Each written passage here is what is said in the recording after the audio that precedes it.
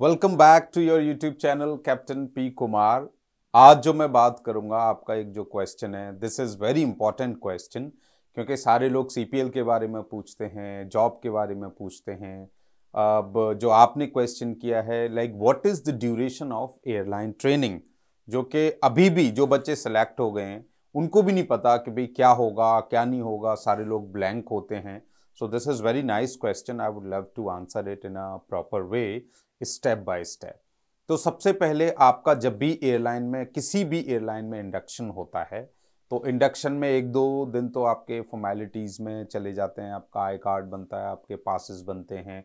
फिर आपकी ये जो ओवरऑल ड्यूरेशन है, तो ड्यूरेशन 6 महीने से 9 महीने के बीच में वेरी करती है, airline to airline, and depends on the training facilities available for you.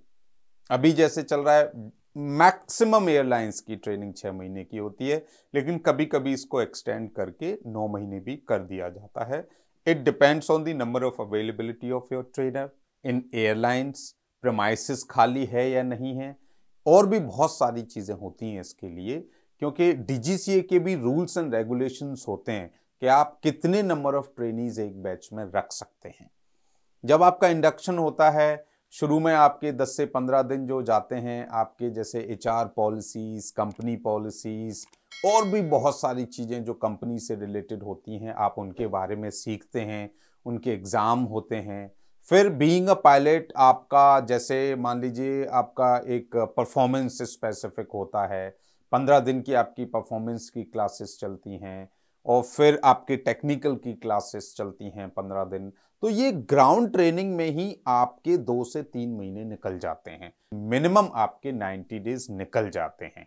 इसमें आपको परफॉर्मेंस भी पढ़ना है पूरा, जिस एयरक्राफ्ट पे भी सिलेक्ट हुए हो उसका आपको टेक्निकल भी पढ़ना है, फिर कंपनी के स्पेशल ऑपरेशंस होते हैं उसके बारे में पढ़ना है, फिर लो एलवीटीओ प्रोसीजर्स आपको सिखाए जाते हैं कि जब लो विजिबिलिटी होगी तो टेक ऑफ लैंडिंग कैसे करते हो।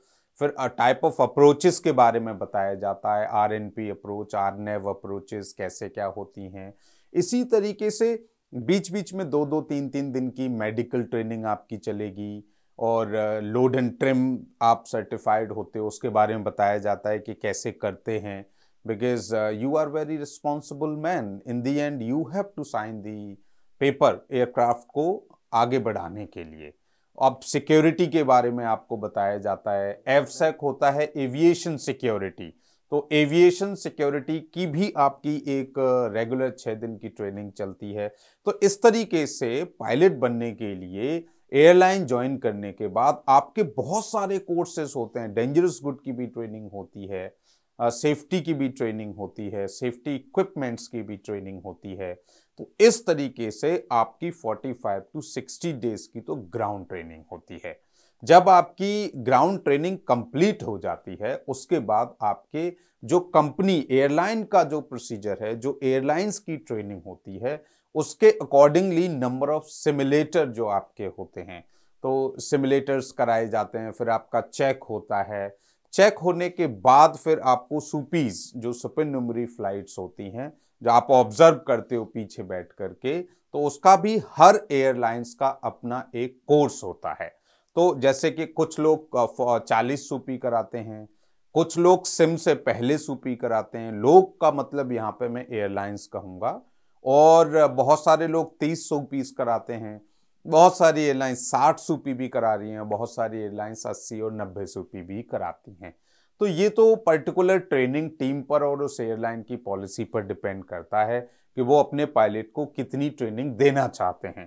तो ज़्यादा सूपीज, ज़्यादा ट्रेनिंग डेफिनेटली एक पायलट के लिए एक ज़्यादा समय मिलता है सीखने के लिए, क्योंकि ये ही एक टाइम होता है जब आप लर्न कर रहे होते हो, चीज़ों को सीख रहे होते हो। एक बार जब आप फ्लाइंग में चले जाते हो तो आपको उतना टाइम नहीं मिलता पढ़ने का या कोई नई चीज़ सीखने का। यहाँ पर आप एक्सपेरिमेंट कर सकते हो, आप सिम में सवाल पूछ सकते हो, नए तरीके से एयरक्राफ्ट को उड़ा के देख सकते हो, लेकिन जो आपकी लाइन फ्लाइंग होती है, जो एयरलाइन फ्लाइंग होती है, वहां पर आप कोई भी नया तरीका अप्लाई नहीं कर सकते।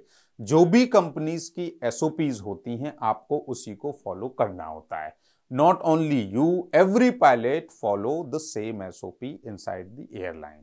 तो इस तरीके से जो मैं बता रहा था, जैसे सूपी हो जाती हैं, फिर आप क्योंकि इतना एनवायरनमेंट को देख चुके हो, हर चीज समझ चुके हो, उसमें आपके टॉपिक्स होते हैं कि आज आप क्या पढ़ के आओगे, वहां पे जो भी कैप्टन है इनसाइड दी आपके कॉकपिट में वो आपसे क्या पूछेंगे या आप उनसे पूछ सकते हो। तो इस तरीके से सर्टिफाइड जब भी वो आपको सेटिस्फाइड पाते हैं कि नहीं भाई you have this kind of knowledge, then he signed it every day all the captains जो जिनके साथ आप सुपरनुमरी फ्लाइंग करते हो।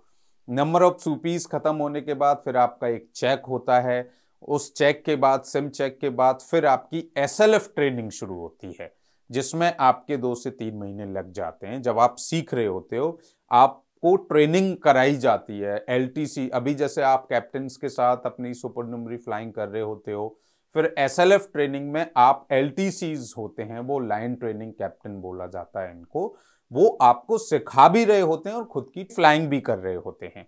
तो वो आपको सिखाते हैं, है ना। और नंबर ऑफ सेक्टर्स होते हैं, वो आपको सेक्टर्स कराते हैं, आपका परफॉर्मेंस ऑब्जर्व करते हैं।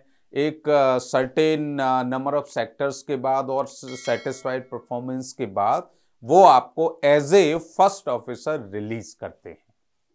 जब तक वो सेटिस्फाइड नहीं होते हैं तब तक आप सिर्फ और सिर्फ LTC के साथ ही फ्लाई करते हो, लाइन ट्रेनिंग कैप्टन्स के साथ ही फ्लाई करते हो।